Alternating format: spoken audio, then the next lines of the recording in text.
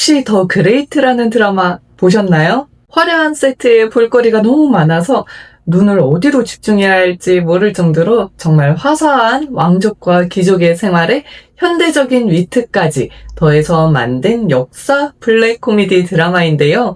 이 시리즈의 주인공이 바로 러시아를 뒤흔든 여인 예카테리나 데즈입니다.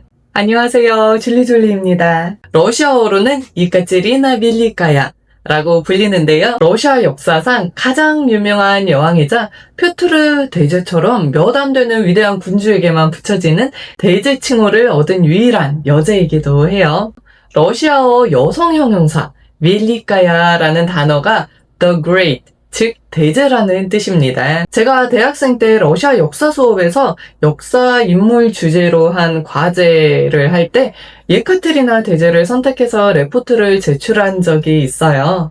러시아 역사에서 너무 유명한 인물이기도 하고 또 개인적으로도 관심이 많아서 이 인물을 주인공으로 한 드라마나 영화를 제가 많이 찾아봤는데요. 흑백 영화에서부터 현대물까지 다양하게 봤는데 영상 끝에 여러분에게 또 볼만한 영화 또는 드라마를 추천해 보도록 할게요. 그래서 오늘은 러시아 역사에서 가장 유명한 여왕에 대한 이야기를 해볼까 합니다. 사실 예카테리나 2세는 원래 독일 소녀였어요. 1729년 독일 북부 안할츠 체르스트 공국의 공녀로 태어났는데요. 본명은 소피아 프리데리케 아우구스테라고 합니다. 이건 제 개인적인 추측인데 아마 예카테리나 2세의 MBTI가 ENTJ가 아니었을까 싶기도 하네요. 이 추측에 대한 근거는 예카테리나의 삶을 살펴보면서 하나씩 짚어가도록 할게요. 어릴 때부터 매우 총명하고 야심찬 소녀였는데요. 이 독일 공녀가 17살이 되던 해에 러시아 황태자 표트르 3세와 정략 결혼을 하기 위해서 러시아로 이제 오게 됩니다. 러시아어도 몰랐던 독일 소녀가 러시아에 와서 이름도 러시아 이름인 예카테리나로 바꾸고 러시아어를 또 열심히 배우고 종교도 러시아 정교회로 개종을 하고 또 러시아 문화를 익히면서 이런 말을 해요. 나는 이젠 진짜 러시아 사람이다. 나는 진심으로 러시아를 사랑한다라는 선언까지 하면서 러시아 적응에 굉장히 강한 의지를 보였고 또 놀라울 정도로 빠른 속도로 러시아에 적응을 했다고 합니다. 이렇게 소녀 때부터 총명함을 보였던 예카테리나와는 달리 남편, 그러니까 그 당시 러시아 제국의 황제였던 표트르 3세는 굉장히 무능력하고 변덕스러워서 당시 러시아 국정이 굉장히 혼란스러웠다고 합니다. 정치에도 영 소질이 없었기 때문에 귀족들도 그리고 러시아 백성들도 이 무능한 표트르를 싫어했다고 해요. ENTJ로 추정되는 예카테리나가 이런 상황을 보고 가만히 있을 수 있겠어요? 없죠. 그래서 1762년 결국 예카테리나는 귀족과 군대의 지지로 쿠데타를 일으키고 남편을 끌어내려서 스스로 여제의 자리에 오르게 됩니다. 예카테리나는 추측컨대 분명히 이었을 거예요. 만약에 아이였다면은 나를 따라라 하면서 쿠데타를 일으키지도 않았었겠죠? 쿠데타 과정을 보면 또 매우 친밀하고 섬세한 계획이 있었는데요. 그래서 저는 또 예카테리나가 파워 J가 아니었을까라는 생각도 해보게 됐습니다. 쿠데타 후 남편 표트르는 폐위됐고 구금 중 얼마 지나지 않아서 사망을 했다고 합니다. 사망 원인은 암살설, 자살설 또는 병으로 사망했다라는 다양한 설이 있지만 확실한 증거는 아직 없다고 해요. 러시아 제국의 여제가 된 예카테리나 2세는 무려 34년 동안 러시아를 통치했다고 합니다. 러시아 역사에서 가장 긴 여성 군주의 시대가 시작된 거죠. 예카테리나 2세는 단순히 권력만을 추구하는 그런 군주는 아니었는데요. 그녀는 유럽의 계몽주의 철학에 깊은 영향을 받았어요.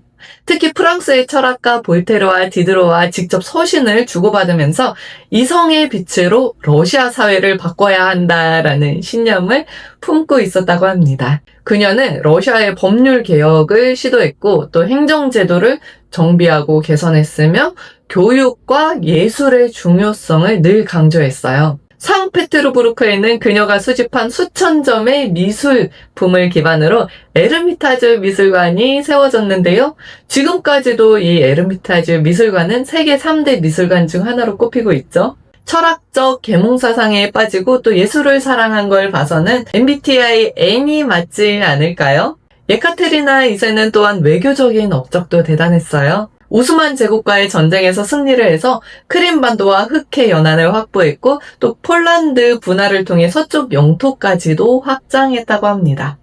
그렇게 해서 러시아를 명실상부한 유럽 강국으로 끌어올린 여제이기도 하죠. 하지만 완벽한 계몽 여제는 아니었다고 해요. 당시 러시아의 농민층 삶이 매우 어려웠는데 농노제 개혁은 끝내 이루어지지 않았습니다. 오히려 귀족의 권력을 강화하면서 농민의 삶은 더 힘들어졌다고 해요. 그 결과 1773년에는 대규모 농민 반란인 푸가초프의 난이 일어나기도 했었고요. 농민들의 이런 어려운 삶에 큰 공감을 못한 걸 봐서 F가 아니고 T로 추정이 됩니다. 물론 이성적인 판단으로 수많은 업적을 남긴 긍정적인 측면도 보였죠. 러시아 사람들에게 예카테리나는 지금도 국가의 얼굴입니다. 강력한 리더십, 화려한 문화, 제국의 확장, 이런 것들과 함께 연상되는 인물이 또 예카테리나 2세거든요. 그녀는 러시아를 유럽의 무대 위로 올린 인물로 평가받고 있습니다.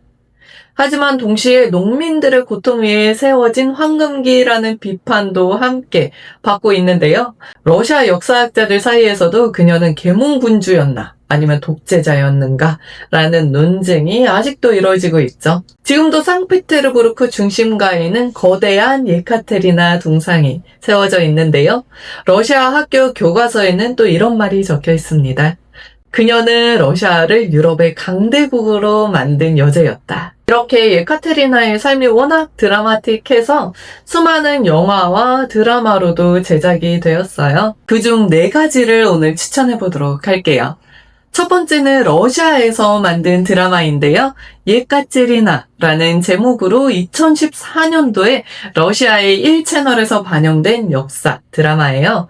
마리나 알렉산드로바가 예카테리나 2세를 연기했는데 굉장히 카리스마 있고 멋진 예제를 연기했을 뿐만 아니라 초반에는 또 여성의 사랑스러운 면모까지 보여주는 그런 역할이었던 것 같아요. 두 번째는 서방에서 만든 작품인데요. 1995년도에 캐서린 더 그레이트라는 캐서린 제타 존스가 젊고 열정 넘치는 그런 예카테리나 대제를 연기했어요. 그래서 이 내용을 보시면 쿠데타와 사랑 그리고 정치적인 다양한 서사가 섞인 그런 전통 드라마인 것 같아요. 그리고 2019년도에도 캐서린 더 그레이트라는 드라마가 HBO에서 제작이 되었었는데요. 여기서 헬렌 미렌이 연기한 예카테리나 대제는 조금 더 깊이가 있고 묵직한 그런 느낌을 주고 권력의 외로움이란 어떤 것인가 라는 생각을 하게끔 만드는 조금 나이가 든 여제의 고독과 정치적 긴장을 또 섬세하게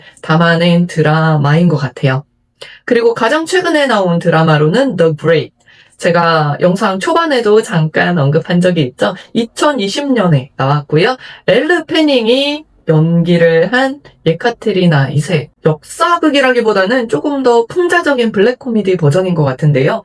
드라마를 보면은 이제 시작할 때 도입 부분에 영어로 이런 문구가 나오기도 해요. 가끔은 실화도 포함이 되어 있는 이야기입니다. 자, 이 문구에서 알 수 있듯이 역사적인 사실보다는 각색된 캐릭터들의 인간적인 면모를 좀 유쾌하게 풀어준 그런 드라마인 것 같고요. 가장 최근에 찍은 드라마인 만큼 MZ세대들의 눈을 즐겁게 하는 그런 화려한 세트와 위트가 포함되어 있는 드라마인 것 같습니다. 저는 이걸 봤을 때 제가 개인적으로 알고 있는 예카테리나 대제 또는 제가 알고 있는 러시아 문화와 거리가 조금 먼 것 같아서 처음에는 볼 때 조금 이질감이 느껴졌는데 주인공이 예카테리나 대제가 아니라고 생각하고 보면 또 흥미있게 볼 수 있는 그런 블랙 코미디였던 것 같습니다.